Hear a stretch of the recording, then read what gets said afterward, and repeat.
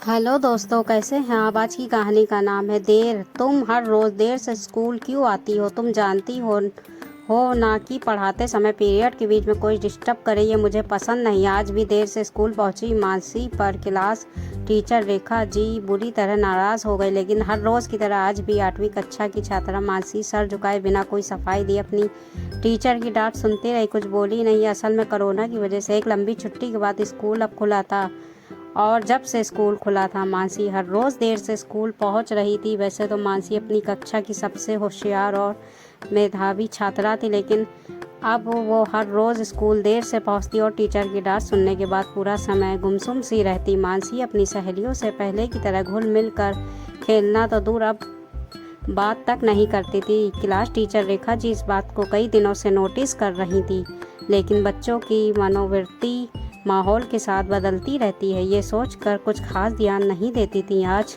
रेखा जी को मानसी को ज़्यादा डांटना या हर रोज़ की तरह कक्षा से बाहर खड़ा रखना ठीक नहीं लगा।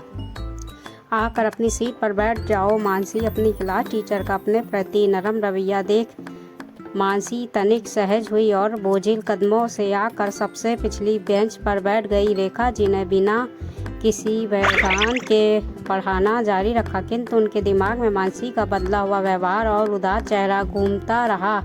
उन्होंने अपनी प्रिय छात्रा के भीतर आए इस बदलाव के पीछे की वजह जानने की कोशिश की। स्कूल की छुट्टी होने के बाद रेखा जी हर रोज़ रिक्शे से अपने घर जाया करती थी, लेकिन आज वह स्कूल के बाहर खड़े रिक्शा चालक के रिक्शे पर बैठने से इनकार कर पैदल ही चल पड़ी। आज रेखा जी को मानसी के घर जाकर उसके माता पिता से मानसी के विषय में कुछ बात करनी थी। अपनी सहेलियों से बिल्कुल अलग थलग अकेली मानसी अपने पीठ पर अपना बस्ता लटकाए सर झुकाए अपनी घर की ओर चली जा रही थी और उसकी क्लास टीचर रेखा जी ठीक उसके पीछे पीछे। सामने मानसी का घर था।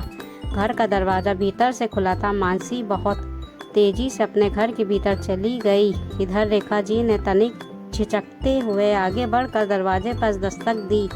दरवाज़ा एक कमज़ोर बीमार दिखने वाले आदमी ने खोला। वो मानसी के पिता थे। जी, मैं मानसी की क्लास टीचर हूँ। नमस्ते मैडम। मानसी के पिता को मानो जैसे विश्वास ही नहीं हुआ और वो एकाएक ही मानसी को आवाज़ लगा बैठे, मानसी जल्दी आ, देख कौन आया है। जी, असल में मैं आपसे ही मिलने आई हूँ। रेखा जी ने अपनी बात रखना ज़रूरी समझा। तब तक मानसी भी भीतर से बाहर आ चुकी थी और अपनी क्लास टीचर को सामने देख तनिक घबरा गई।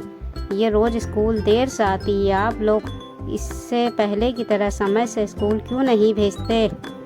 रेखा जी मानसी के पिता से शिकायत कर बैठी और क्लास टीचर की शिकायत सुन मानसी के पिता ने रेखा जी के सामने हाथ जोड़ लिए। मैडम, मैं तो इसे रोज़ टोकता हूँ, लेकिन ये मेरी बात नहीं मानती।